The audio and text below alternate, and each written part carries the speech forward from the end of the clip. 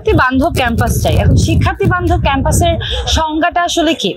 একটা শিক্ষার্থীর মৌলিক চাহিদার মধ্যে পড়ে তার পড়াশোনার পরিবেশটা। আমি যদি প্রথমেই তুলে ধরি আমাদের ক্যাম্পাসের বিভিন্ন জায়গায় জায়গায়, বিশেষ করে আমরা ক্লাস করতে গেলে যেই শর্টকামিংস গুলো ফেস করি তার মধ্যে একটা হচ্ছে যে প্রচন্ড আওয়াজ আসে, হয়তো মিছিল যায় বা হয়তো গাড়ি ঘোড়ার হর্ন, বিশেষ করে আমাদের হলগুলোর আশেপাশে সেখানেও আমরা দেখতে পাই যে অনেক আওয়াজ। এই কারণে শিক্ষার্থীর থাকার সমস্যা বা পড়াশোনার যে সমস্যা সেটা দেখা যায়। তারপর আমরা যারা হলে থাকি তাদের আবাসনের সমস্যা আছে, তারপর খাবার সমস্যা আছে।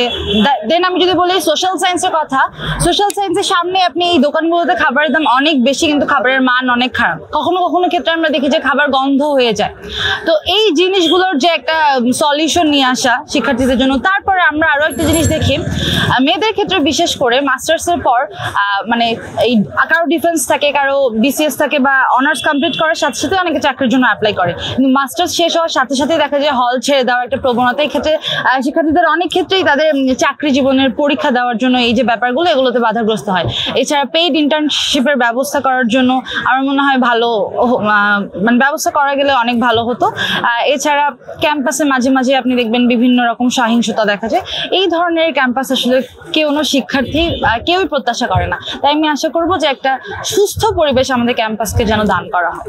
সবাই আশ্বাস দিচ্ছে যে থাকবে না, বিশেষ করে পোশাকের স্বাধীনতা, সেটা বোরখা থেকে ওয়েস্টার্ন সব রকম পোশাকের স্বাধীনতা তারা প্রোভাইড করবে যারা প্রার্থিতা করছে।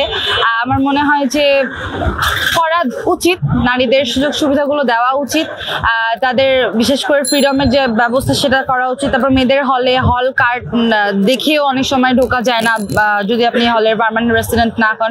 এই ধরনের সমস্যাগুলো সমাধান করা উচিত। রোকেয়া হলের রিসেন্ট এক আপু স্ট্রোক করেছিল, বাট স্টিল হলের প্রসিডিউর কমপ্লিট করে সে আসলে হাসপাতাল পর্যন্ত পৌঁছাতে পারেনি, যেটা তার অনেক ক্ষতি করে দিয়েছে।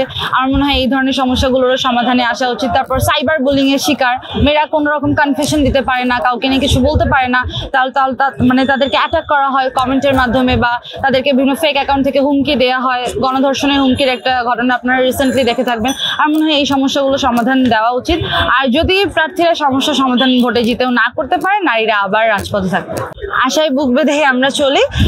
ডাকসুর একটা বড় হাইপ আপনারা দেখতে পাবেন, অনেক প্রার্থী অনেক অনেক প্যানেল থেকে দাঁড়িয়েছে। আর একটা জিনিস আমি আসলে ক্লিয়ার করতে চাই, আমার কাছে যেটা মনে হয় একটা প্যানেল ফুল প্যানেল জিতে বের হয়ে আসা ইজ সো টাফ। কারণ বিভিন্ন প্যানেলের দিকে তাকালে আপনারা দেখতে পাবেন বিভিন্ন মানুষ আছে যাদের ফেস, আমি বলি যেটা ফেস ভ্যালু হোক বা তাদের কাজের সূত্রে হোক, তাদের স্বেচ্ছাসেবী কার্যক্রমগুলোর জন্য তাদেরকে চিনে থাকা হোক, তাই একটা কোনো প্যানেল একচেটিয়াভাবে জিতে আসা টাফ। তাই অনেক প্যানেল থেকে ভ্যারিয়েশন নিয়ে যখন একটা কাইন্ড অফ যে কমিটি হবে, তখন আমার মনে হয় যে এক একজন আরেকজনের ইন্টারডিপেন্ডেন্সির উপর থেকে আমার মনে হয় যে আসলে ক্যাম্পাসের যে রিফরমেশনগুলো সেগুলো আসা পসিবল। পরিচিত যারা ভিপিজিএস দাঁড়িয়েছে ওরা এক একটা টক শো শেষ করে বা হচ্ছে এক একটা প্রেস ব্রিফিং শেষ করে যখন তাদের সাথে দেখা হচ্ছে, অনেক সৌজন্যপূর্ণ একটা মানে পরিবেশ তাদের মধ্যে দেখা হচ্ছে। কেউ কোলাকুলি করছে, কেউ হ্যান্ডশেক করছে, কেউ বলছে যে যেই জিতে যাই আমরা জিতে যাবো, কারণ 5ই আগস্টের পর তারা সবাই জিতে গেছে। তারপরেও যে কাদা ছোড়াছুড়ি হওয়ার ব্যাপারটা আমার মনে হয় এটা অনেকের আনকনসিয়াসের জায়গা। এটা হচ্ছে তারা তাদেরই সমর্থিত যে প্যানেলগুলো তাদের ভোট কমাচ্ছে। আর কাদা ছোড়াছুড়ি কারোরই আসলে প্রত্যাশিত জায়গা না। আমার কথা হচ্ছে যদি ফেয়ার ইলেকশন হয়, ফেয়ার ডাকসু ইলেকশন হয়, তাহলে যার জনপ্রিয়তা বেশি বা শিক্ষার্থীরা যাকে যোগ্য বলে মনে করবে তারাই বের হয়ে আসবে। তাই আপনার গায়ে কাদা ছুড়লেও আসলে আপনার গায়ে কাদা লাগবে না, আর আপনি আমার গায়ে কাদা না ছুড়লেও আমি সাদা থাকবো না, কারণ আমরা ঢাকা বিশ্ববিদ্যালয়ের শিক্ষার্থী। আর আমি একটা জিনিস বারবার বলি যে ঢাকা বিশ্ববিদ্যালয়ের বয়সটা বাংলাদেশের স্বাধীনতার বয়সেরও দ্বিগুণ। তাই এখানকার শিক্ষার্থীরা যথেষ্ট মেধাবী এবং যথেষ্ট প্রগতিশীল।